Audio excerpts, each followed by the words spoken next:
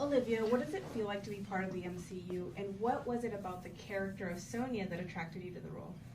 Being part of the MCU for me is a dream come true. I've been asking to be part of it for quite a while. And Sonia, I mean, I always imagined maybe I'd be a superhero, but actually, Sonia, I loved playing her so much because I think she's funny. I find it hilarious that she goes to a torture scene with a rather chic coat, a little handbag, and is clearly loving her job. And I love the fact that she and Fury are friends, share a history, have each other's back, sort of take the piss out of each other. It's such an enjoyable relationship that we have. I think somewhere down the line, Sonya should either get bitten by some insect or thrown into a machine somewhere that when she comes out of it, she has the power of invisibility. Oh, Samuel, wouldn't that be wonderful? Yes, that would be That'd amazing. Awesome. Yeah. Yes, please. Yeah, work on that. And she'd get longer legs as well. Get longer legs too, make her taller. Yeah. Yes. And Sam, we see Nick Fury in a different light in the series. Tell us where he is and what is different about him when the story opens. Did you enjoy exploring this other side of him? Seeing Nick Fury in a different light in this particular series, and do I enjoy showing that particular side of him? I've always wanted to be a human Nick Fury. I always thought I was. I mean, I realized that there is a perception of Nick as, being sort of a cold fish in ways, but the only thing that he does is run hot or stay cold. So it's kind of great to find him in the position that we find him in this particular series, coming back to Earth after what I believe or perceive to be 6 years of absence after the blip, and seeing the profound effect and damage that absence has done to him, or what happened in his head because he was gone and trying to figure it out. And coming back and having people tell him he's not the same person that he was before.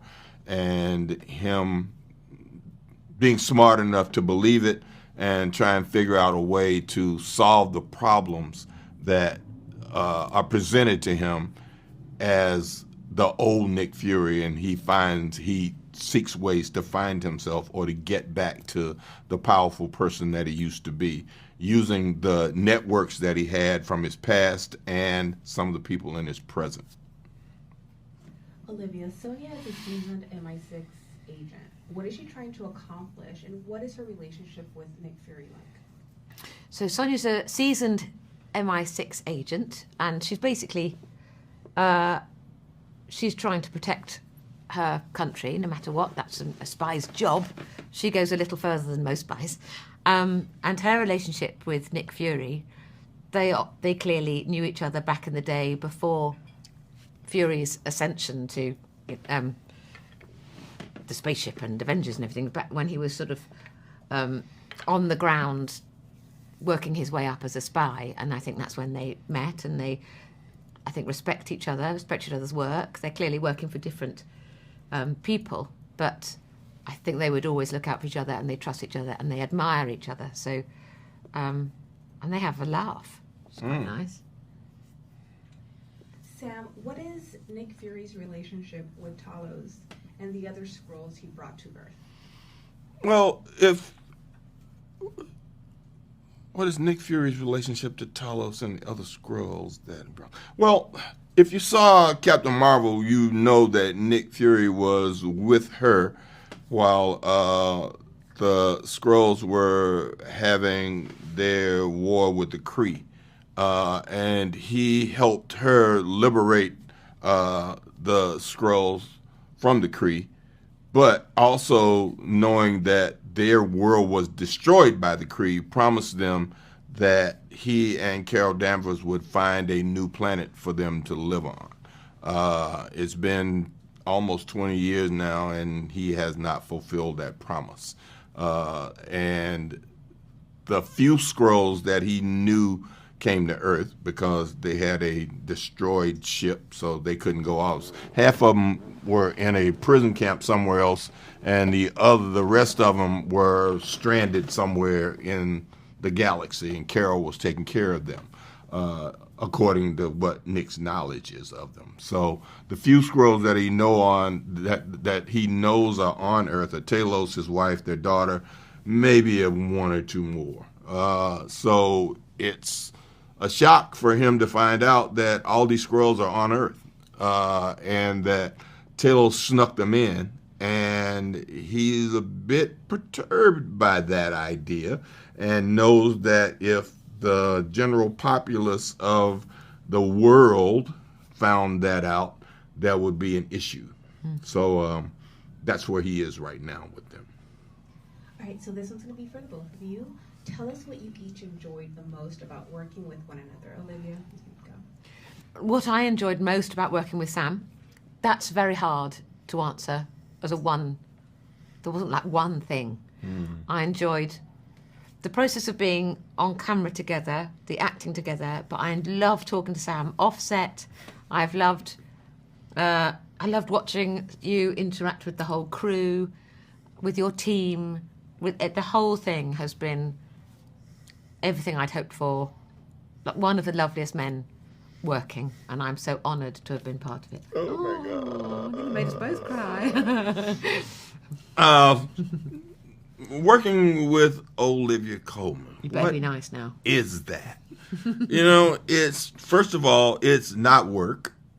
It's, a joy and pleasure to share the artistic space in that way, from using words that other people have written to express our relationship on the inside of a story that feels like something that's genuine and not forced. That's very, very, very, very precious to have when you're doing work, to make it seem like not work. The joy of seeing her come in the room and light it up, because that's what she does. The room just gets kind of brighter when she shows up, and everybody's like, "Oh, Olivia's here. This is gonna be such an easy day," because she makes it easy and she makes it joyous, and you feel like you've done something special when you finish working with her, no matter what that is. Right now, even in something as trivial as what people think is a Marvel story. She does have, a wonderful life that, I'm always inquiring about and asking about, and I love hearing her talk about her kids and her husband.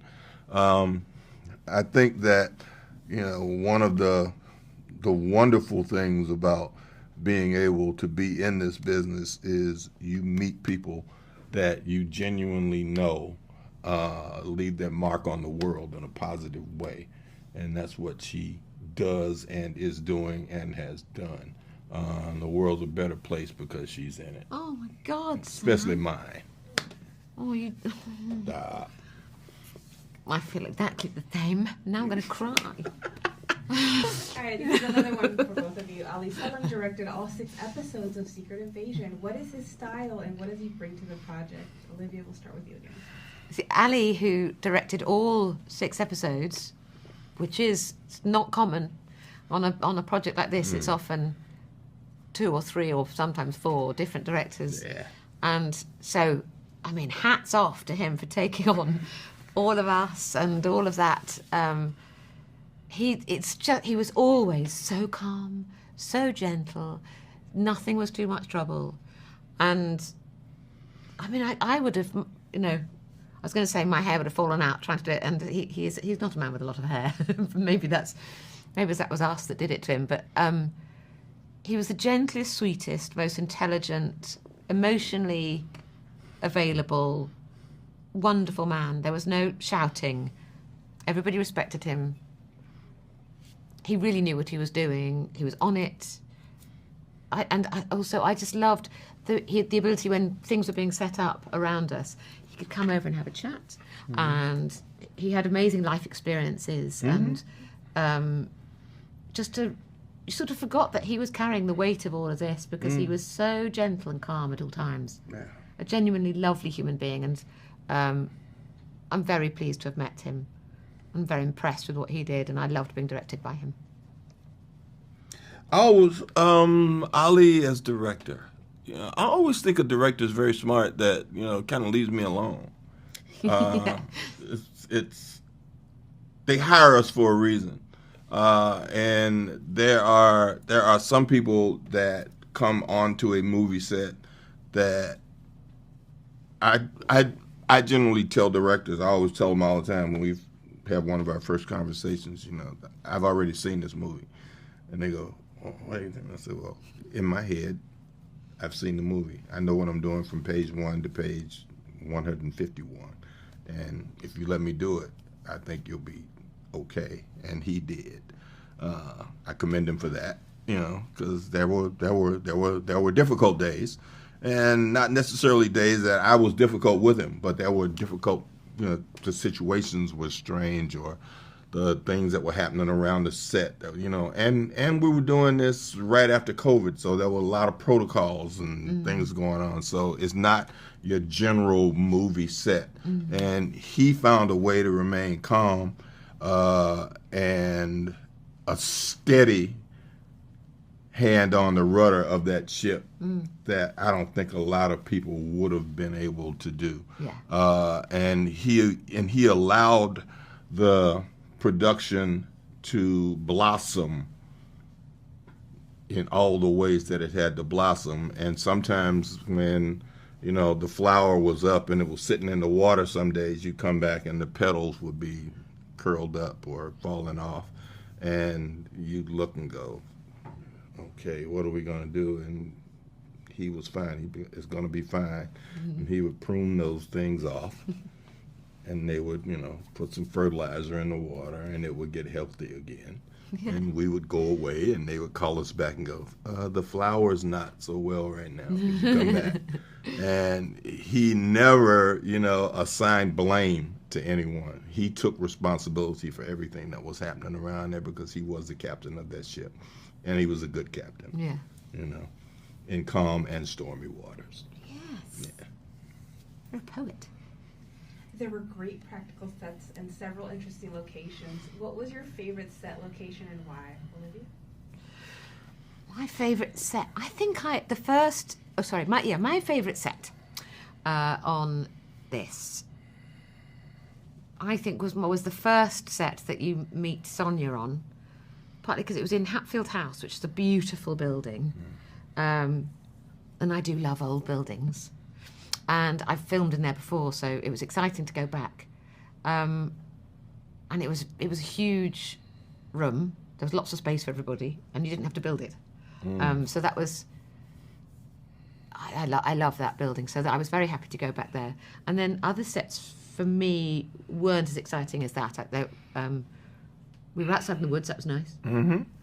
Car was fun. Yeah. But I think the most beautiful and my favourite set was definitely the first one in her office with all the clocks, which was Hatfield House. Yeah. I love that house too. I've actually shot in that house several times too. Yeah, it does lots of filming. Yeah, because we did part of Captain Marvel in that particular house. Oh, did you? It was no, it was something else. It was Scarlett's dance school. When she was a Russian. It was her dance school. We did a whole thing in there. So I like that set a lot. And one of the reasons I like that set so much is because that's where I met you. So that will always have, that whole special thing. It's like the first thing I ever did with you was there, because this is not the last thing we're going to do together for sure. I hope not. And I liked my house. The house they created for me, or the house that they got that was that set. I liked that house. It was a nice house that felt like, Charlene and I had lived in it. It felt like a lived-in space. Nick wasn't there very much, according to the lore of the script. I think what viewers can expect when they watch Secret Invasion is throw away what you expect to expect, because it is a Marvel Universe piece, but this is different. This is, I think, inviting a whole new load of fans in, because there's a lot of old school espionage, spy thriller stuff, which is, they're very Third Man and all sorts of. The truth be told, yeah. viewers can expect to see the best damn acting they've ever seen done in the Marvel Universe by this group of people that are on this poster and everybody else who has a particular part in this series that passes through it in any way or any capacity because the bar was set very high. Yeah.